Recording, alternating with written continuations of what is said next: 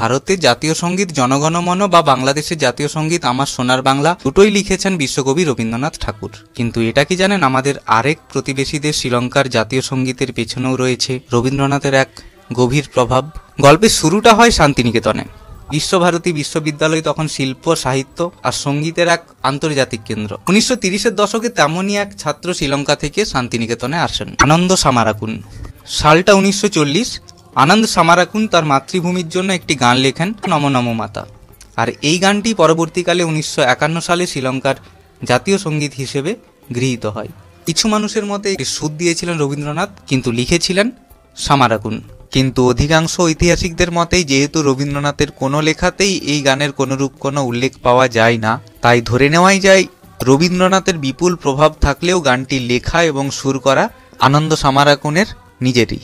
এরকম আরও রোমাঞ্চকর তথ্যের জন্য আমাদের চ্যানেলটি সাবস্ক্রাইব করুন।